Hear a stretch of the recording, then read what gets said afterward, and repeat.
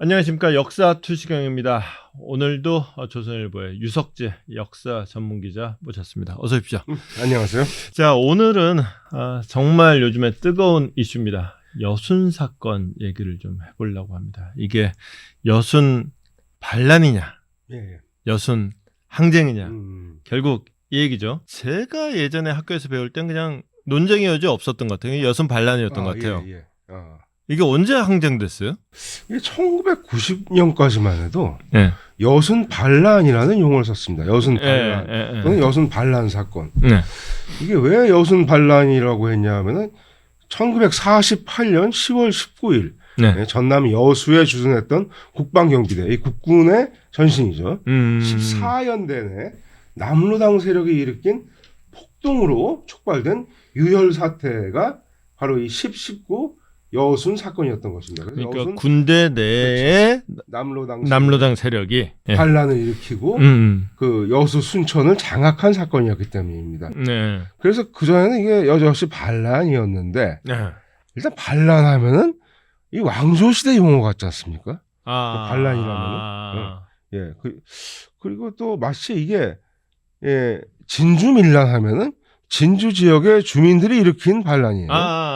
근데 여순 반란하면은 마치 여수 순천 지역의 주민들이 일으킨 밀란 또는 반란인 것처럼 오해를 할 수가 있습니다. 뉘앙스가 조금 그런 뉘앙스가 측면이 그렇다는 거예요. 있네. 그리고 반란으로 끝난 게 또 아니에요.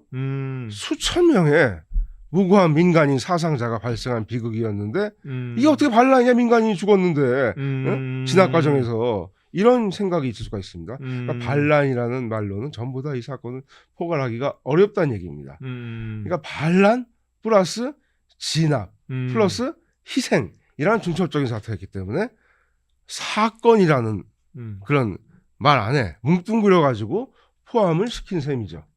예, 이게 그렇습니다. 근데 쟁점이 된 게 이재명 대통령이 예. 페이스북에 뭐 몇 줄 쓰면서 이렇게 된 거잖아요. 예. 그때 저도 뭐 페이스북 넘기다가 뭐 예. 이거 갖고 뭐 이게 문제다 하는 얘기들을 좀 본 것 같긴 한데 뭐였죠? 그러니까 좀 읽어보겠습니다. 그때 1948년 10월 19일 국방경비대 제14연대 장병 2천여 명이 제주 4.3 사건 진압 명령을 거부했습니다. 국민을 보호해야 할 군인이 국민에게 총부리를 겨눌 수 없었기 때문입니다. 부당한 명령에 맞선 결과는 참혹했습니다. 그러니까 4.3 사건 진압하라고 명령을 내린 게 국가의 부당한 명령이고 그 사람들 우리는 국민을 보호해야 할 군인이 국민을 상대로 우리가 진압작전을 할 수는 없다. 이렇기 때문에 11구 여순 사건이 촉발된 것처럼 그렇게 서술했습니다. 이날이 10월 19일이에요. 그러니까 10월 19일을 맞이해서 10월 19일에 이게 쓴 건데 근데 이게 우리도 기사도 그렇지만은 사실이 참 많잖아요. 그 중에서 어떤 사실을 이제 기사에 쓰느냐에 그렇죠. 따라서 전혀 다른 기사가 되죠. 그래서 좀 똑똑한 분들은 라디오에 나옵니다. 라디오는 자기가 말한 대로 다 나오기 때문에 기사는 어떻게든 취사 선택이 될 수밖에 없죠. 그러니까 이게 아주 중요한 부분에서 생략이 일어났습니다. 일단 대통령은 4.3 진압을 거부했기 때문에 진압당했다. 그걸 썼는데 그 사이에 무슨 일이 일어난 거냐. 완전히 누락이 된 거죠. 그러니까 명령 거부와 진압 했습니다. 사이. 진압 사이에 뭔 일이 있었느냐. 그냥 그럼 평화적으로 피켓 시위를 한 것처럼 그 오해를 할 수 있겠어요. 그냥 여수항에서 그냥 버티고 우리는 갈 수 없다. 거부한다. 뭐 그런 게 아니었어요. 거부한다 하니까 막 수천 명 그냥 다 죽여라. 이렇게 된 것처럼 됐는데 그게 아니라 10월 19일 당일에 무슨 일이 일어났냐 하면은 이 지창수 선임하사 이 사람이 이제 여순 사건의 주범이라고 지목되고 있습니다. 14연대 내 남로당 세력이 있는데 일단 무기고 화약고부터 점령을 합니다. 일단 무기를 가져야 되니까 그날 밤에 14연대 장교 21명을 그냥 조직적으로 무슨 뭐 억류하거나 체포하거나 하는 것도 아니고 전부 다 죽여버립니다. 다 죽여요. 학살합니다. 미제국주의의 앞잡이다. 선동한 다음에 총 쏘고 칼로 찌르고 그러니까 증언을 보면 막 팔이 떨어지고 내장이 쏟아졌다는 끔찍한 증언이 있습니다. 아주 그냥 의도적으로 다 학살한 거예요. 21명을. 다 젊은 사람들이었습니다. 그 당시에. 아니 굳이 뭐 그냥 총으로 한 방 쏜 것도 아니고 칼로 찌르고 뭐 총 쏘고 그러니까 어쨌든 간에 그러니까 목적 자체가 그냥 살해를 넘어서서 뭐 좀 공포 유발이라든가 뭐 다른 목적이 있지 않고서 너희들도 저 말 안 들으면 이렇게 된다. 이렇게 되는 거죠. 미제국주의 앞잡이는 이렇게 해야 된다. 그러니까 그 요즘에 그 영화 굿뉴스에서도 그 비행기 납치범이 그런 데서 합니다. 평화를 이루기 위해서 방법이 평화적일 필요는 없지 않나? 말도 안 되는 얘기를 합니다. 그런 거예요. 공산혁명을 이루기 위해서는 희생이 불가피하다 해놓고 참혹하게 죽입니다. 그래서 끝난 게 아니라 그 10월 20일부터 여수 시내로 진입해서 경찰서를 비롯해 관공서를 공격해 불태우고 보이는 대로 또 경찰을 죽입니다. 정부 발표에 따르면 여수에서만 경찰, 공무원, 민간인 1200명을 살해했다고 합니다. 그러니까 우익분자 중심으로 살해한 거예요. 이 손양원 목사라고 그 신사참패 거부한 유명한 목사님인데 두 아들이 전부 다 죽습니다. 왜? 목사 아들이고 기독교인이라는 이유로 죽인 거예요. 그건 잘못한 게 아니라 지역 유지에 따위라는 이유로 10대 소녀를 죽창으로 찔러 죽였다는 기록도 있습니다. 이거 뭐 광주 때도 비슷한 얘기가 나왔던 것 같은데, 그죠? 광주 민주화 운동 때도 이때 이런 일이 있었어요. 그게 그러니까 아니 뭐 자 군인들이 미제국주의 앞잡이다까지는 그냥 뭐 그것도 그렇지만은 그러니까 100번 양보해서 그렇다 치고 그 다음에 군인 경찰까지는 그것도 100번 양보해서 그렇다 치고 그러니까 민간인이 사망당한 거는 이 진압 과정이 아니라 일단 그 뭐 그게 항쟁이 됐든 반란이 됐든 일단 폭동인 건 분명하죠. 폭동 과정에서 민간인들을 죽였어요. 별로 고민의 과정 없이. 왜 이게 시작이네. 이게 시작인 거예요. 다만 근데 시작을 따지려면은 4.3 진압 명령이 먼저인지 그 다음에 이제 그에 따른 폭동이 먼저인지. 그러니까 폭동이 먼저냐 진압 명령은 먼저예요. 네, 그게 먼저는 먼저인데 구실인 거죠. 자 이게 그 지리적으로 여수는 반도에 있기 때문에 바닷가 내륙으로 가려면 순천을 반드시 거쳐야 됐습니다. 그래서 그 다음엔 당연히 순천으로 진입했죠. 여기서부터 이제 지역 남로당 세력하고 규합을 했습니다. 이게 1년의 폭동 사태가 10월 말까지 계속되고 진압군이 진입하자 반란 세력은 더 북쪽으로 지리산으로 후퇴해서 은신을 했습니다. 이런 일련의 과정이 있는데 그런 거 다 빼놨어요. 폭동을 일으킨 건 빼놨어요. 그냥 거부만 한 게 아닙니다. 거부하고 폭동을 일으켰어요. 그러니까 이제 사실은 그 진압 과정에서 또 민간인 희생도 있긴 있었겠네요. 굉장히 많았죠. 사실은 이게 많은 통계로는 10,000명이 넘는다. 그런 말도 있습니다. 그런 통계까지 있습니다. 굉장히 많이 죽은 겁니다. 왜냐하면은 그 폭동보다 진압 과정이 기간이 더 길었기 때문에 그 희생자가 더 나왔죠. 그리고 분명히 국군이 잘못을 한 거죠. 진압군 측은. 근데 진압군도 잘못했지만 그 이전에 민간인 그 살해는 이미 이 폭동을 일으킨 쪽에서 먼저 저지른 민간을 살해한 건 사실이고. 근데 그나저나 그럼 출동 명령 거부가 먼저 있었던 건 맞는데 그렇죠, 왜 거부한 거예요? 근데 그건 명분에 불과했던 겁니다. 그러니까 우리 같은 동족을 같은 국민을 죽일 수 없다. 동족을 진압할 수 없다 하는 그런 게 명분이었는데 아니 그럼 10월 19일 밤에 그냥 순식간에 다 죽여버렸던 그런 장교들은 대한민국 국민이 아니었습니까? 그 여수와 순천에서 학살한 우익분자들은 그 사람은 어느 나라 사람들이었습니까? 일본 사람들이었나요? 어떻게 보면은 여순에서 폭동을 일으킨 남로당 세력이 말하는 동족에는 이념이 다른 사람들은 포함되지 않는 것처럼 보입니다. 북한 김정은 논리예요. 이념이 다른 사람들은 동족 아니다. 남조선은 동족 아니다. 마찬가지 아닙니다. 저 며칠 전에 14연대 장교 중에서 마지막 생존자인 최석신 장군 이분 그때 진해 포병 교육을 가느라고 화를 많이 냈습니다. 인터뷰를 해서 신문에 실었는데 희생된 자기 동료 장교 중에서 정당한 이유로 살해된 사람은 아무도 없었다. 이렇게 얘기했습니다. 이유라 그러면 이제 당시 군인 신분이었다. 내지는 뭐 이제 뭐 체제에 체제에 말하자면 뭐 복무하는 사람이었다. 뭐 이 정도가 이유였겠네요. 자신들의 반란에 방해가 된 사람. 그렇겠네. 방해가 된 인물들이기 때문에 제일 먼저 살해된 겁니다. 근데 다시 이재명 대통령 그 페이스북으로 돌아가면은 일단 4.3 진압 명령을 거부한 건 거부한 거지만 부당한 명령이라고 명시를 했단 말이에요. 예. 그러니까 부당한 명령이라고 규정한 근거는 딱히 얘기는 없어요. 그냥 4.3이니까 진압 명령 자체가 부당하다? 4.3이니까 4.3이 하도 신성시대니까 하다 보니까 감히 4.3을 건드려 좀 이런 느낌이 나죠. 자, 그런데 4.3 참 이거 4.3 얘기하기가 어렵습니다만은 제주 4.3과 여순 11구의 공통점은 진압 과정에서 굉장히 많은 무고한 민간이 희생됐다는 겁니다. 네. 이건 분명히 정부와 군의 잘못이고 대한민국 초기 역사의 큰 오점입니다. 네. 이 희생자들에 대한 명예회복도 반드시 이루어져야 됩니다. 그런데 두 사건의 본질을 우리가 좀 생각할 필요가 있습니다. 4월 3일 제주도와 10월 19일 여수에서 어떤 일이 벌어졌는가 과연 그날 벌어진 일이 뭔가 남로당 세력이 폭동을 일으켰어요 그날. 혹시 대통령은 그 12.3 계엄에 빗대서 군은 부당한 명령을 거부해야 된다고 말하고 싶었는지도 모릅니다. 그랬을 근데 수도 있겠네요. 4월 3일 1948년 4월 3일에 제주도에서 남로당이 폭동을 일으켰다는 사실은 분명합니다. 이 폭동은 목적이 뭐냐? 좀 있으면 일어날 50 선거를 방해해서 50 총선을 방해하자는 겁니다. 그것은 대한민국 정부 수립을 막으려는 것이었습니다. 그랬었죠. 그 10월 19일 일어난 폭동은 자 정부 수립이 8월 15일인데 이 2달 조금 넘었습니다. 이 폭동은 뭐 어떤 의미입니까?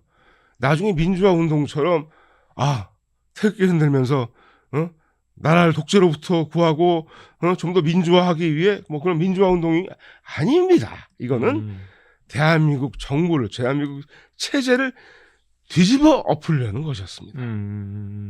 그런데 좌익의 반체제 폭동이 일어난 제주도에 출동해서 그것을 진압하려는 명령 자체는 물론 진압군이 그리고 서북청명단이 들어와가지고 불필요하게 많은 희생을 일으켰습니다. 그런데 국가의 명령은 민간인을 공격하라는 건 아니었죠. 그러니까 폭동을 진압하라는 명령과 가서 진압 과정에서 민간인을 죽여도 좋다 하고는 전혀 다른 별개의 얘기인데 그런 말이 나와 있을 리가 없죠. 이 명령이 왜 부당하다는 건가요? 4.3 가서 제주도로 가서 진압하래? 민간인 죽이라는 얘기 아니야? 못 들어. 있지도 않은 걸 가지고 확대 해석한 거죠. 이것이 대한민국 대통령이라는 사람의 말이라는 것이 도무지 믿어지지가 않습니다. 그래서 사실은 이게 7월 달에 청와대 가서 이제 이재명 대통령과 식사를 했던 조갑제닷컴 대표, 정규재 전 한국경제신문 주필 이런 분들이 이런 좀 친이재명적인 행보를 보였던 이런 그 보수 논객들이 놀래가지고 페이스북에다가 아니 어떻게 이런 공산 반역자로 오해를 받게 할 이런 글 페이스북에 썼느냐. 그러니까 조갑재 대표 같은 분들은 이건 어떤 사람이 대통령을 참칭한 게 아니냐. 참칭하는 말도 조금 재미있지만 그래서 어저께 아침에 종이신문에 안 나고 닷컴 기사를 썼어요. 그래서 쭉 썼죠. 이재명 대통령을 지지했던 이분들이 이런 반응을 보였다. 정규재 주필도 그렇게 페이스북에 썼고요. 비판하는. 그랬더니 이게 조갑재 대표가 저한테 전화를 하더라고요. 핸드폰을 전화를 해서 유 기자, 나는 이재명 대통령을 지지한 적은 없습니다. 그거는 뺐어요. 기사에서. 댓글은 대부분 아니 그런 사람인 줄 몰랐냐? 이제 와서 왜 그러냐? 뭐 그렇지만은 저도 딴 사람이 쓴 건 아닌 걸로 보입니다. 근데 솔직히 말해서 저도 4.3이라는 거를 잘 모르다가 대학교 입학한 다음에 알게 됐고 그리고 4.3도 그렇고 여수는 전 대학 입학한 다음에도 그렇게 자세하게 몰랐는데 여수는 오히려 좀 다른 맥락에서 좀 공부할 기회가 있었고 근데 일반적으로는 그러니까 이른바 진보라고 하는 쪽은 제가 4.3을 공부했듯이 이제 나름 공부를 해요. 근데 거기에 대해서 일반적으로 사회생활을 하던 사람들은 딱히 그렇게 공부라고 할 만한 걸 할 기회는 별로 가질 기회가 없죠. 네. 그러다 보니까 이게 지금 지금 굉장히 중요한 말씀하셨는데 4.3과 11구 사이에 8.15가 있는 건데 50이 있고 8.15가 있는 건데 이 연관성을 이 뒤에 이게 있고 이 앞에 이게 있다는 거를 빼고 생각을 하면 이게 말이 안 되는 건데 요 얘기는 빼고 얘기를 하거든요. 그래서 되게 중요한 게 예컨대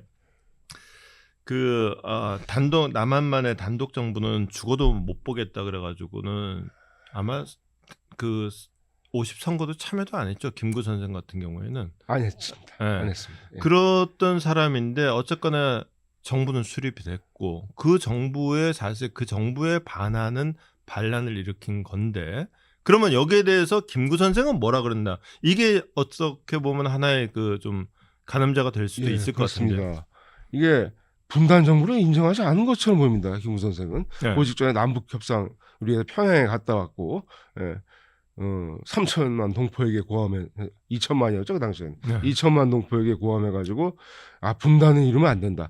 사실은 이승만이 분단을 일으켰다기보다는 1946년 2월에 평양에 사실상의 정부인 북조선 임시인민위원회가 들어섭니다. 이미 서 있죠. 이미 서 있었죠. 이미 그래서 통화도 발행하고 농지개혁도 하고 정부예요 정부. 이미 분단이 된 거예요. 그러니까 사실은 그래서 김구 선생 같은 경우에는 남북 지도자 연석회의에 간 거는 결국 들러리 서고 이용을 당한 게 아니냐.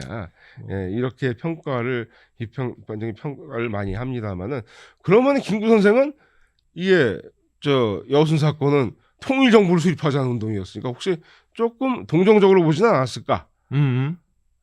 그래서 요즘 이른바 진보 세력이 이승만 대신 존경하는 국부가 또 김구 선생이지 않습니까? 대체로 그렇죠. 근데 김구는 여순 사건 발발 12일 뒤인 10월 13일에 서울신문에 이런 담화문을 발표합니다.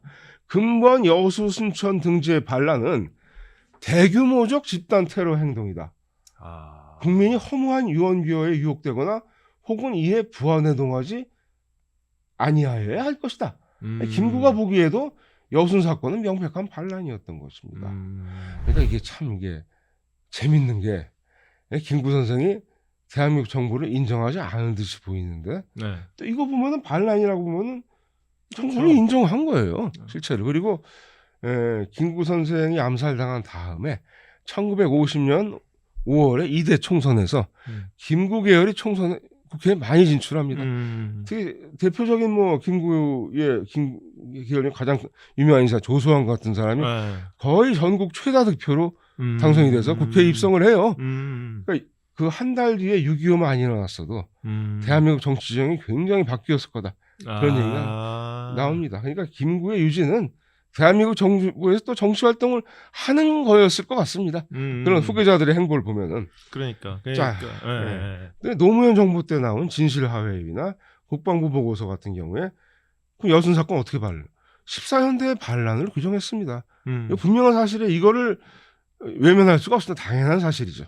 그러니까 제가 좀 의아했던 게 아까도 말씀드렸지만 제가 대학을 입학해서 이른바 그냥 제가 딱히 운동권이었던 것도 아니지만은 그 당시에는 대학 입학하면 이런저런 이제 내가 알던 세상을 새로운 관점에서 보는 학습들을 하는데 4.3은 그때 꽤 받았어요. 여수는 그때도 별로 안 받았거든요. 여수도 받긴 받았습니다. 그래서 이 여순 사건이라고 안 했죠. 여순 항쟁이나 여순 항거라고 했죠. 근데 그 당시엔 당연한 거였습니다. 운동권 논리로는 이승만 박정희 정부는 잘못된 정부니까 이걸 뒤집어 엎는 거는 가열차고 용감한 항거의 행동인 거예요.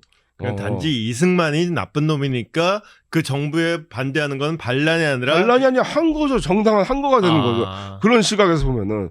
그러니까 80년대 운동권 시각에서 이거 당연한 겁니다. 쉽게 보면 그냥 대한민국의 정통성을 부인하는 부정하는 게 그 당시 이상하지 않았어요. 80년대 운동권, 90년대 운동권 논리는. 제가 사학과를 나왔는데 90년대 초에 그 순천에 전남 순천 쪽으로 답사를 간 적이 있었습니다. 그러니까 전라도 답사죠. 그 순천의 나간읍성에 갔는데 그 민속마을입니다. 음. 초가집이 그대로 있는. 네, 예쁘죠. 그러니까 어떤 주민 한 분이 설명을 해주는데 저쪽 지역이 저기 있는 집은 옛날에 여순 반란 때 뭐 진학분 주단 곳이고 여순 반란이라는 말이 탁 나오니까 목에 가시가 박힌 듯. 그 동네 사람들이 동네 사람들이 했는데 우리는 같이 갔다고 뭐야? 거부감이 느낀. 그리고 분위기가 아주 안 돼. 여순 반란이래. 그러니까 이상한 거예요. 이게 역사에서 용어가 굉장히 중요한 건데 이 용어 선정을 먼저 하는 겁니다. 이게 좌파들이. 이게 생각을 안 하고 그냥 항쟁하니까 항쟁이 맞는 줄 아는 거예요. 단순히 사건의 높임말이 항쟁입니까? 절대 아닙니다. 항쟁이라는 거는 표준 구어 대화자에는 맞서 싸운다고 돼 있고 사실 우리가 일반적으로 쓸 때는 부당한 거대 권력에 맞서 싸운다. 그러니까 반드시 항쟁을 한 주체는 약자예요. 그리고 항쟁의 대상은 강자인데 나쁜 놈인 거예요. 그러니까 우리가 우크라이나 전쟁에서 예를 들어서 우크라이나가 러시아를 상대로 항쟁을 하고 있다? 말이 되죠. 되죠. 근데 러시아가 우크라이나군에게 항쟁한다? 이건 말이 안 돼요. 항쟁은 항상 항쟁을 하는 놈이 좋은 놈이고 약한 놈이고 정당한 놈이야. 그러니까 대몽 항쟁이라든가 부마 민주 항쟁이라든가 6월 항쟁 같은 경우가 그렇습니다. 중요한 것은 정당한 약자. 그럼 4.3 항쟁, 여우순 항쟁이라고 하면 과연 누가 누구한테 항쟁을 했다는 겁니까? 항쟁의 대상은 대한민국 정부인데 이승만 정부인데 그럼 누가 항쟁을 했다는 거예요? 누가 항쟁했냐는 대답할 수 있을 것 같은데요. 누가 항쟁했어요? 남로당 아니에요? 그게 남로당인 거예요. 그러니까 우리는 어렴풋이 생각하기에는 민중이 항쟁한 거다. 부당한 폭력을 휘두르는 권력에 의해서. 자, 그런데 그게 아니에요. 그 여순 사건 때 폭동의 주체인 남로당 세력은 이승만 정부를 분쇄하자 인민공화국을 수립하자는 성명을 냈어요. 이거는 독재 정권을 무너뜨리고 더 나은 대한민국을 만들자는 민주항쟁이 아니라 신생 대한민국 체제를 이걸 무너뜨리자는 거예요. 그럼 뭘 세워야 되냐? 통일된 인민공화국. 이건 물론 여기서 말하는 조선인민공화국은 북한 정권이 아니라 해방 직후에 여운형 세력이 전국에 수립한 임시정부, 일종의 임시정부, 전국 조직체제를 말한다는 분석도 있습니다만 이미 한 달 전에 9월 달에 평양에서 북한 정부가 수립된 뒤에 이것도 중요합니다. 여순 사건은 남북한 정부가 다 수립된 뒤에 일어났어요. 그렇죠. 그럼 이 당시 사람들이 저 인민공화국을 뭐라고 받아들였을까요? 물론 이때 여순 사건에서 인공기를 내걸었다는 근거는 아직 없습니다.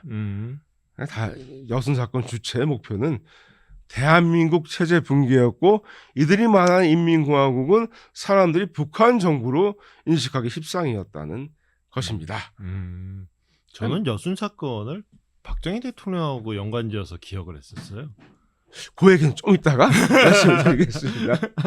용어가 이렇게 중요한 거예요. 그러니까 정당한 목적을 가진 남로당 세력이 잘못된 거대 권력인 대한민국 정부를 상대로 투쟁한 사건이 되는 거예요. 항쟁이라고 부른다면은. 다시 말씀드리면 이제 진압 과정에서 무고한 민간인이 희생된 것은 사실이고 큰 잘못이지만 그렇다고 해서 폭동의 주체에게 정당성이 부여되는 건 결코 아닙니다. 이건 완전히 다른 문제입니다. 진압 과정이 부당했다, 잘못 저질렀다 하고 그럼 진압 과정이 부당했어? 그럼 애당초 폭동을 일으킨 게 우리가 잘한 거네? 이게 말이 됩니까? 이게 무슨 기적의 논리입니까? 그렇죠, 아니죠. 그러니까 4.3도 사실 마찬가지인데. 근데 만약에 우리가 어렴풋이 항쟁이라고 하면 생각하듯이 우리 민중이 괴롭힘을 당하는 민중이 부당한 정부에 맞서서 일어났다가 희생됐다. 이건 사실과 다를 뿐더러 만약에 이렇게 한다면 그럼 무고한 민중이 아닌 거잖아요. 무고한 민간인이 아닌 거잖아요. 그렇죠? 공산당하고 규합해서 그러면은 정부에 항쟁했다는 얘기 아니에요? 이거는 무고한 민간인을 무고하지 않게 만드는 모함이에요. 그리고 사자에 대한 명예훼손이 되는 거죠. 근데 그렇죠. 지금 공식 용어는 뭘로 돼 있어요? 11구. 여수 순천 11구 사건입니다. 사건. 공식 용어는 사건이고. 그러니까 뭐 아까 말한 모든 걸 포괄하는 반란과 진압과 희생 모든 걸 포괄하는 사건이죠. 근데 일부 뭐 저기 지방자치단체나 이런 데는 공식 문서에도 항쟁이라는 표현을 쓰고 있는 데도 있다면서요. 그러니까 여수 항쟁 기념관, 기념탑, 그리고 공식 문서에 항쟁이라고 써요. 대한민국 지자체가 대한민국의 지자체인데 자기 나라를 잘못된 나라라고 폄훼하는 셈이에요. 그러니까 우리가 숨지고 살고 있고 자유민주주의를 향유하고 있고 한류가 세계를 휩쓴다고 좋아하는 이 체제를 우리가 부정한 겁니다. 태어나지 말아야 할 나라, 없애야 할 나라가 되는 거죠. 그러게. 우리 집은 뿌리부터 잘못됐어요. 맞아. 옛날에 우리 아버지한테 대들었던 사람들은 정당한 한 거를 한 거예요. 아무리 철부지 아버들이라도 이렇게 말하지는 않아요. 아버지가 다스베이다라도 이렇게는 못할 거예요. 진짜 이거는. 이게 말이 됩니까? 이러면 안 되죠. 그러게요. 결국은 이제 사건에 결국은 이제 앞이 뭐고 뒤가 뭐고 그 중간에 뭐가 있었고 이것만 알아도 사실은 그렇게 단순 명쾌하게 굉장히 억울한 죽음이었다라는 식으로 모든 거를 이렇게 그냥 두루뭉실 넘어가기엔 좀 어려운 부분이었을 것 같아요. 억울한 죽음은 맞았던 건 사실이지만 그렇다고 처음에 일으켰던 폭동이 합리가 되진 않죠. 그러니까. 예. 그러니까. 진압 과정에서 억울한 사람들이 많이 죽었어? 우리가 그럼 폭동을 잘한 거네.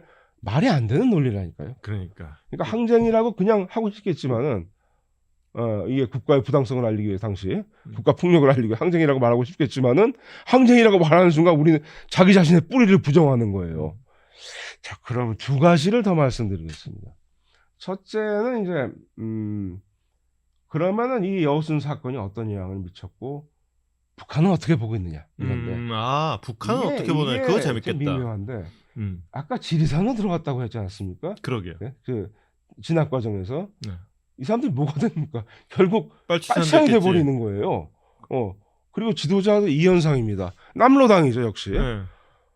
그래서 계속 6.25 때 그 휴전 직후로도 빨치산 활동을 하게 되는데 북한 입장에서 빨치산은 뭡니까? 남로당 세력이에요.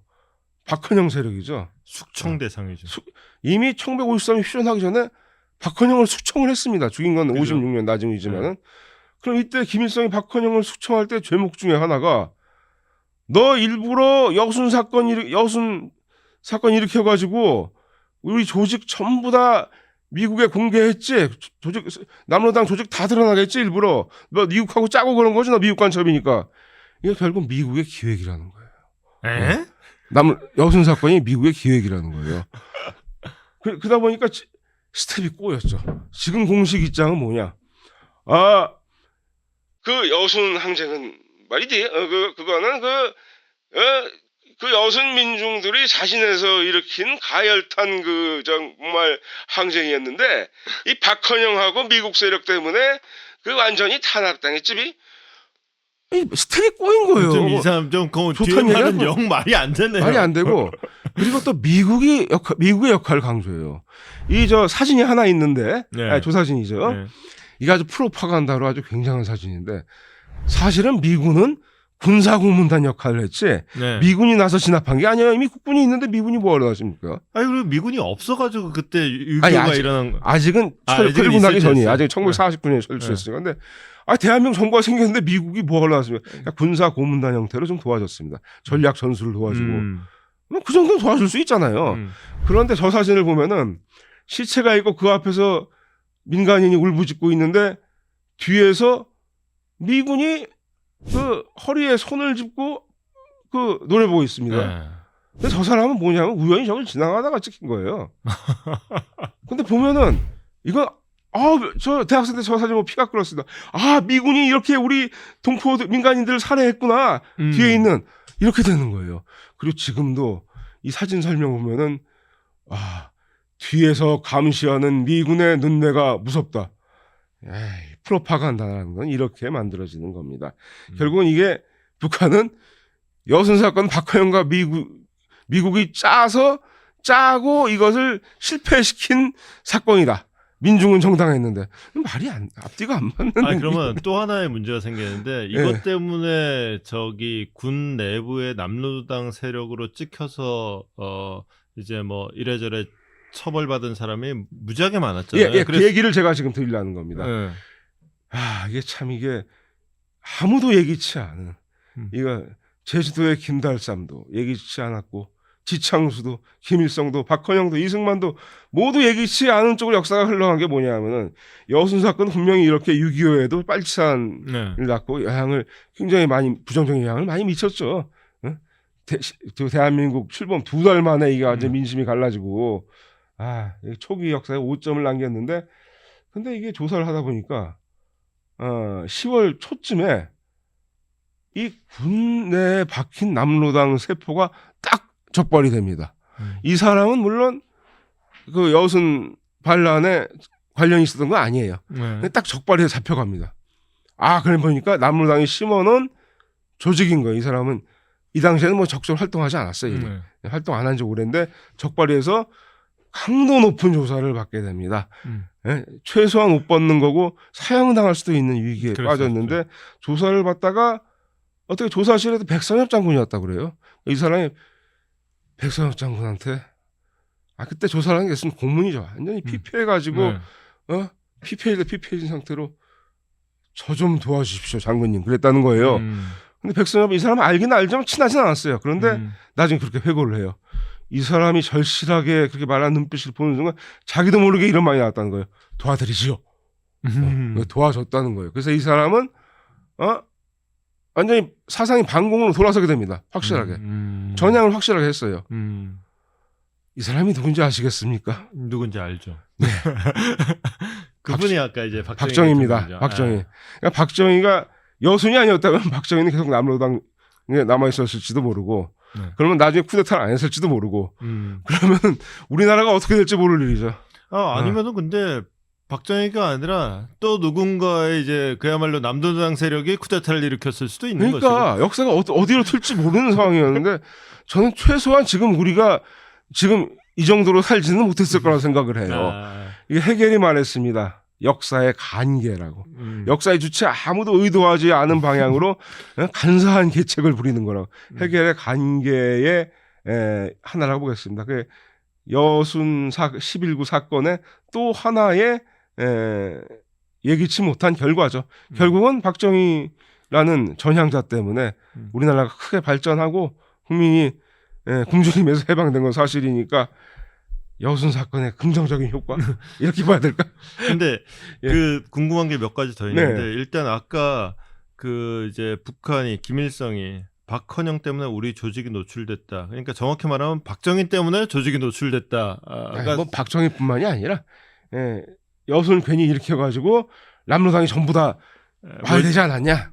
막 그런 거죠. 근데 그 당시에 그래서 제가 정확한 수치는 기억을 못하지만은 군내에 뿌리 박힌 남로당 세력이 굉장히 많았다 그랬는데 제가 그 얘기를 보면서 이거는 그냥 조사한 과정에서 되는 대로 막 집어넣었구나 이렇게까지 많았을까 싶었는데 그 수치도 그러니까 김일성의 그 얘기를 듣고 보면은 그 수치가 과장이 아니었을 수도 있겠다 싶은 생각도 드네요. 저는 일부 과장은 있겠습니다. 이번 최석신 장군 인터뷰를 해보니까 45년 패방 직후에 사람들은 공산주의라는 게 뭔지 잘 모르고 디폴트가 공산주의였다는 거예요.